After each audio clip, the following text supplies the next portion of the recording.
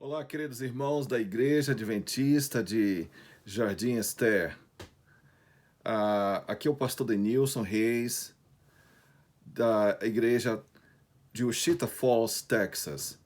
Eu fui convidado pela irmã Liliane Alves para dirigir a mensagem para vocês hoje com relação à programação que se segue dos 10 dias de oração. E eu queria nesse momento te convidar a baixar a tua cabeça. Eu vou estar orando e pedindo ao Senhor que possa falar para nós através dessa mensagem que se segue. Oremos. Pai querido que está nas alturas dos céus, nesse momento eu quero te pedir que envie os teus santos anjos para cuidarem de nós, estarem conosco nesse momento quando nós estaremos estudando um pouco da tua palavra. Fica conosco, Senhor, nos ajude, nos abençoe. Nos ajude, Senhor, a transmitir a outros aquilo que nós temos aprendido de Ti. E é por essa razão que nós te pedimos e confiamos no Teu amor santo. Amém. Queridos, o tema de hoje, de acordo com o que a gente foi convidado a fazer para vocês, se chama Acontece nas Melhores Famílias.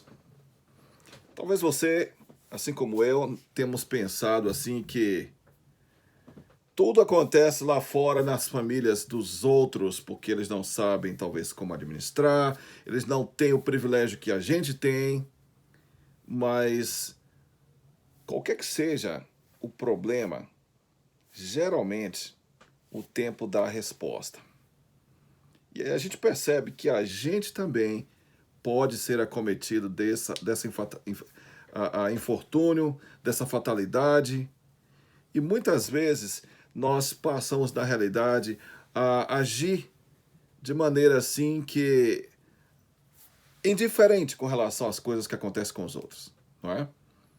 Mas acontece, na verdade, nas melhores famílias. E a sua família e a minha família, nós não somos isentos dos problemas que acontecem. Eu quero te convidar a abrir a tua Bíblia aí onde você estiver, ou abrir o teu celular, o teu tablet, alguma coisa que você vai usar para ler a palavra, não tem problema. Mas eu quero te convidar aqui, quando na realidade a palavra nos diz aqui, em Êxodo capítulo 10, a partir do verso 21, nos diz aqui assim: Então disse o Senhor a Moisés: Estende a tua mão para o céu e virão trevas sobre a terra do Egito, trevas que se apalpem. E Moisés estendeu a sua mão para o céu e houve trevas espessas em toda a terra do Egito por 3 dias. E o verso 23 diz assim: E não viu um ao outro, e ninguém se levantou do seu lugar por 3 dias, mas todos os filhos de Israel tinham luz em suas habitações. Nós aqui estamos falando, na realidade, queridos, das 10 pragas que nós conhecemos, não é? As pragas lá do Egito. Essas pragas, elas vieram com um objetivo. Antes de falar sobre as pragas, eu queria primeiramente te dar um contexto. E esse contexto aqui é dado exatamente com relação à razão por que as pragas estavam vindo. O que exatamente Moisés queria? O que Moisés, na verdade, o que o povo, na verdade, estava querendo? Você pode dizer assim, não, mas isso aí, pastor, eles queriam simplesmente serem libertados, não é, do cativeiro como escravos que eles viviam. Mas eu quero dizer para vocês um pouquinho mais. Aqui o objetivo de Moisés em falar com Faraó e tocar nesse ponto aí, ele dizia o seguinte: para que nós vayamos ao deserto e oferecemos ao nosso Deus sacrifícios, ofereçamos ao nosso Deus adoração, em outras palavras. E Moisés agora, ele vai, e vocês conhecem a história juntamente como eu, e por cada forma de pressionar a Faraó, o Senhor Deus envia pragas. A primeira delas, as águas se tornam em sangue, não é? A segunda delas, nós conhecemos aqui, que é a praga das rãs. não é? E temos também aqui a praga dos piolhos, das moscas, a peste que matou os animais, as úlceras, chuvas de saraiva ou de granizo, né? Pedras, gafanhotos. E agora nós chegamos na nona praga. Trevas sobre o Egito. E olha, quero dizer para vocês uma coisa. Essa nona praga, alguns estudiosos dizem o seguinte, que na realidade as trevas que aconteciam sobre o Egito eram como se fosse uma tempestade de areia que vinha e cobria, não é, toda aquela região ali. E, na verdade, não se podia ver nada, porque a luz do sol não aparecia, a luz da lua não aparecia. Mas o fato é o seguinte, se é realmente areia ou não, para nós o que interessa aqui é que ninguém via ninguém. Eles não podiam trabalhar, eles não podiam exercer as suas atividades normais. E o fato é que na terra onde estavam, lá na terra do Egito, na região de Gozen, onde o povo de Israel habitava, eles tinham luz nas suas casas. Diz aqui o verso 23, mas todos os filhos de Israel tinham luz em suas habitações. A semana passada, especificamente aqui no Texas, começando de domingo em diante, que hoje faz uma semana, muitos de nós aqui texanos ficamos sem eletricidade. E é um grande problema você ficar sem eletricidade nos dias modernos de hoje. Há algum tempo no passado, muitos de nós vimos de gerações onde não existia eletricidade nas casas, e eu me lembro crescendo como adolescente, lá num lugarzinho bem pequenininho, lá na Bahia, chamado São João do Paraíso, um lugarejo, que nem cidade é. A gente, no comecinho daquele vilarejo, meus pais mudaram para lá e nós não tínhamos eletricidade. Às noites, a gente passava, na verdade, com um lampião de querosene e é assim que se movimentava. A gente fazia as coisas, o que era possível dentro de casa, no escuro, vamos dizer assim. E a grande realidade, queridos, é o seguinte: a semana passada, vários colegas aqui tiveram problemas, vários membros de igreja. Graças a Deus, nós não tivemos problema aqui na nossa casa. E eles ficaram sem eletricidade. As companhias elétricas que fornecem eletricidade receberam enxurradas de ligações que foram, na verdade, vindas daqueles que se sentiam prejudicados. Eles queriam saber uma solução. Mas quando eu olho para essa praga aqui, eu verifico que eles não tinham para quem clamar, tá? E o povo de Deus, na sua realidade, o povo de Israel, eles tinham luz nas suas habitações. Você pode imaginar agora o problema agora, né? A inveja criada em relação ao povo de Israel.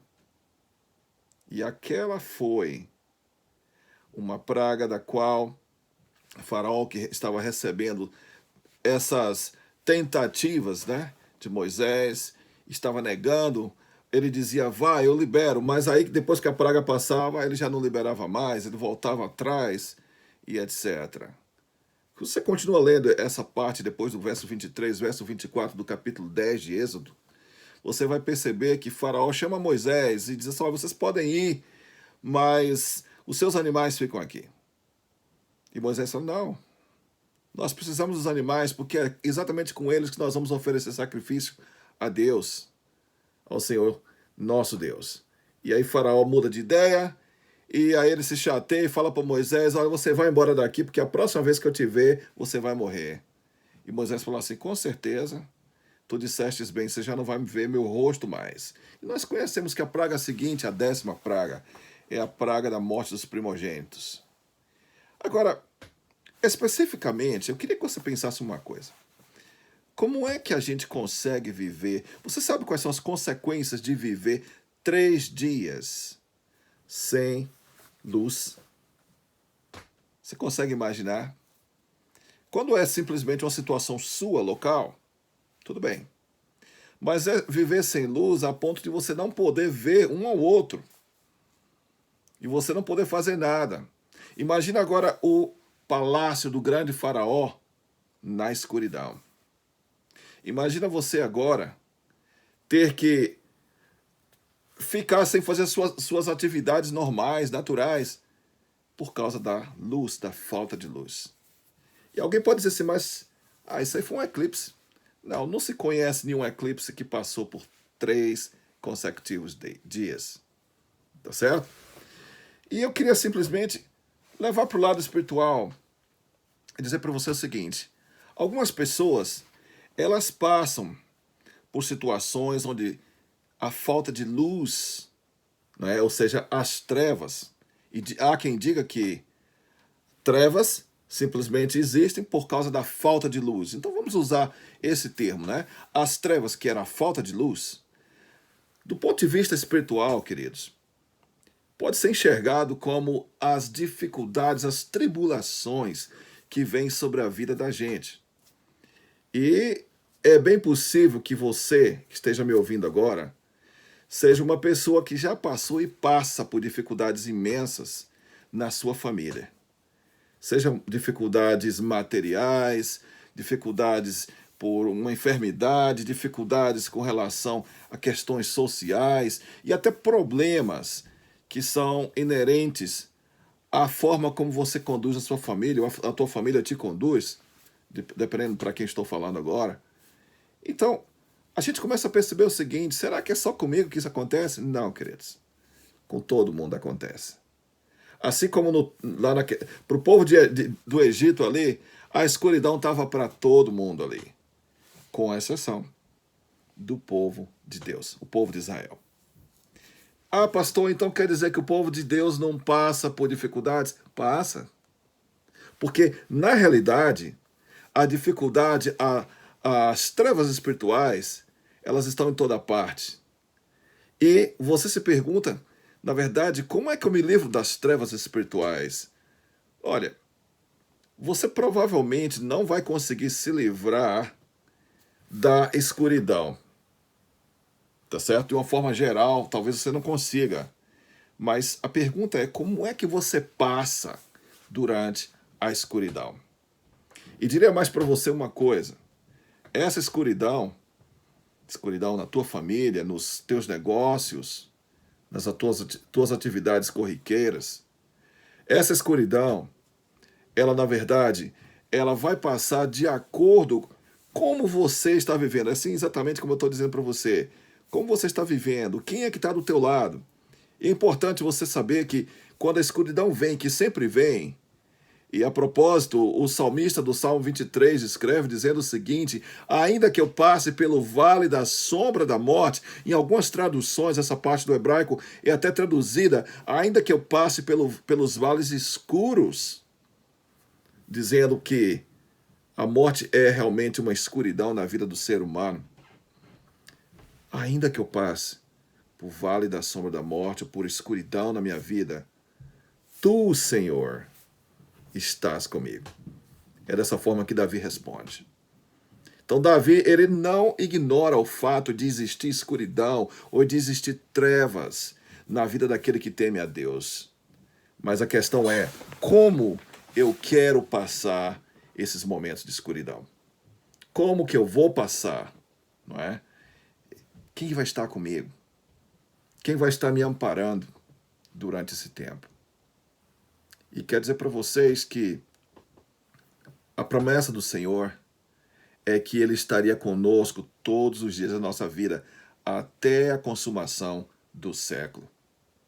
E isso não está diferente nessa família ou naquela família, com todas as famílias que queiram ter a presença do Senhor nas suas vidas até a consumação do século. Assim seria. Assim será. A outra forma que a gente pode enxergar das trevas, além da parte espiritual, como eu falei para vocês, é também considerado as trevas que existem afora no mundo. Dá uma olhadinha ao seu redor no mundo. Você já percebeu que nós estamos vivendo em momentos tenebrosos cada dia que passa? Você já percebeu que estamos vivendo em momentos difíceis? Olha esse ano passado. Olha a última década.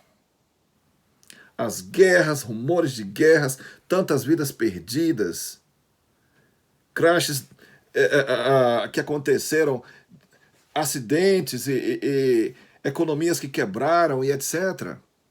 Você deve ter percebido isso.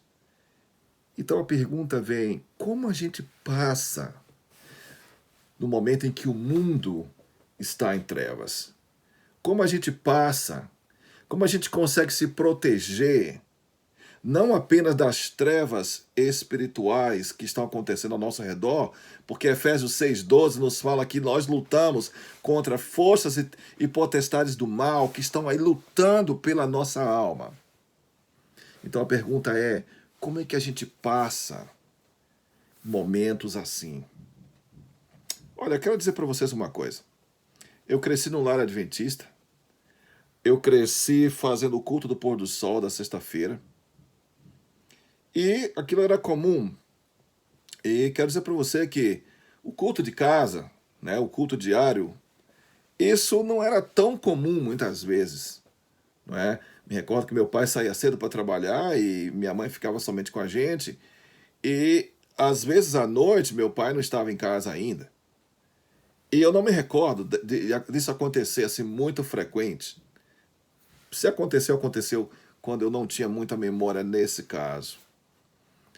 Mas recentemente, eu estava orando pedindo a Deus que me desse uma direção para algumas coisas.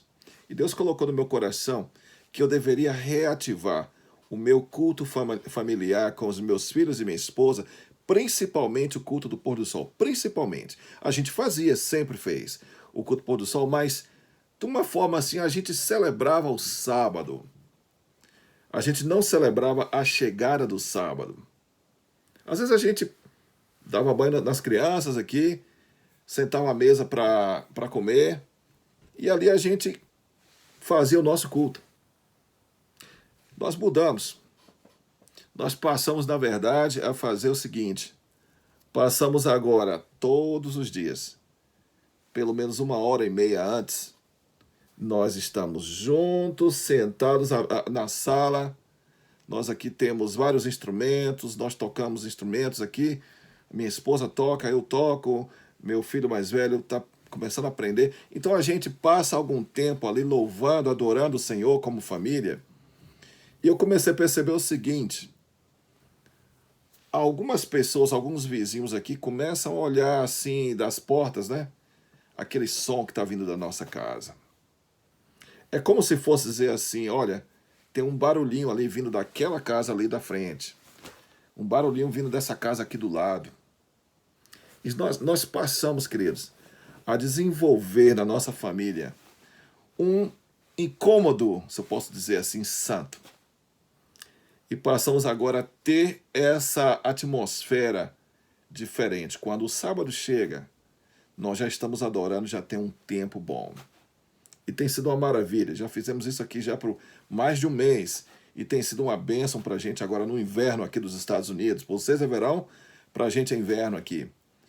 E tem sido uma bênção. E eu tenho notado e pensado assim: o privilégio que Deus deu das famílias, dos lares, dos cultos, que juntos a gente consegue tornar, não é? Tornar a nossa vida cristã, a nossa caminhada cristã, como a gente diz aqui em inglês, amazing. Tornar a nossa caminhada cristã assim, fora de sério.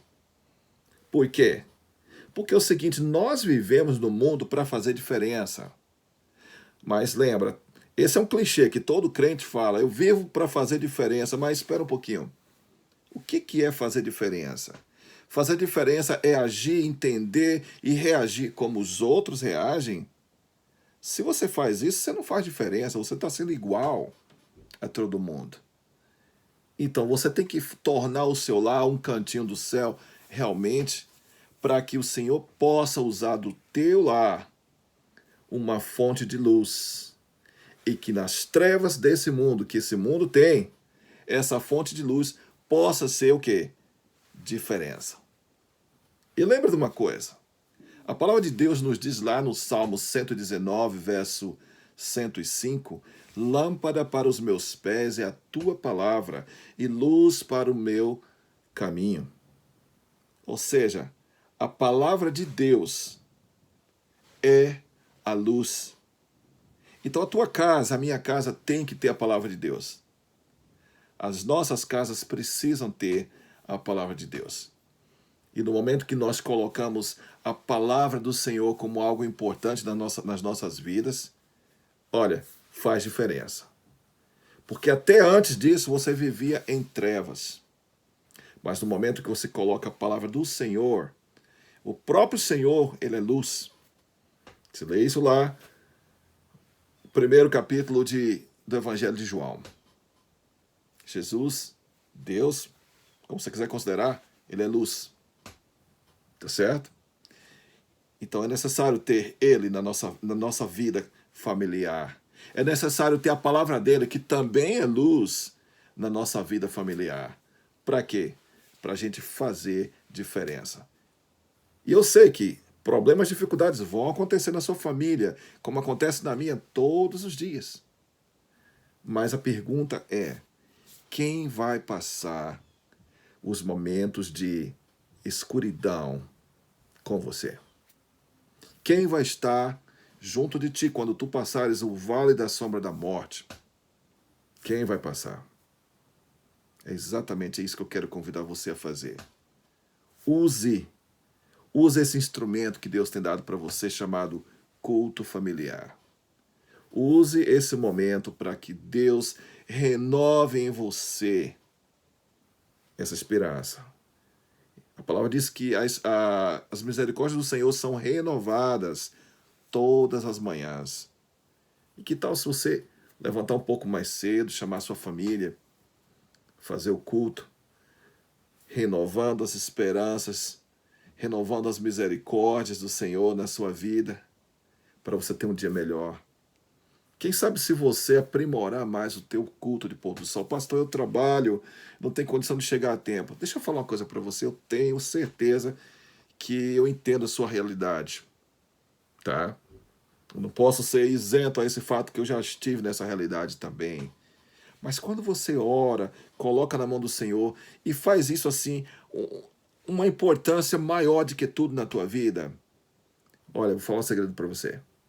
Deus vai abrir portas para que você consiga adorá-lo da melhor forma possível na chegada do sábado. Tenho certeza absoluta que o Senhor vai estar abrindo portas para você. Eu vou orar por isso, para que o Senhor abra portas, para que você possa estar junto com a tua família, recebendo o sábado, para que a tua família possa ser luz na comunidade onde você vive, e que apesar dos problemas que vão passar na tua família, na minha, na de todos os outros, quando esses problemas vierem, quando a escuridão chegar, né? Nós não esperamos dias melhores, mas quando a escuridão chegar, quem vai estar do teu lado? Essa é a diferença que vai ser feita. Que Deus te abençoe e que grandemente Ele possa estar falando no teu coração e te dando mais senso da necessidade de estar juntos. Vamos orar agora outra vez. Pai querido que está nas alturas dos céus, nós queremos te agradecer pela mensagem dada nos nossos corações e expressada pelos meus lábios. Senhor, queremos te agradecer porque Tu és luz e Tu tens, Senhor, uma forma de comunicar-se conosco que também é luz, a Tua palavra, a Bíblia. Senhor, ajuda-nos a manter a palavra Tua em nossas casas, nossos cultos, que nós possamos, Senhor, de forma especial, trazer para o mundo, trazer para as pessoas que não Te conhecem, Senhor, um pouquinho mais da intimidade, que a única intimidade da nossa casa a ser mostrada seja a intimidade que nós temos contigo, Senhor. Nada mais. Porém, a intimidade que Tu tens demonstrado conosco. Que isso possa ser demonstrado, que isso possa ser ampliado para aqueles que nos escutam. Então, em Teu nome de amor, Jesus, nós Te agradecemos agora e sempre. Amém. Que Deus te abençoe. Bênçãos.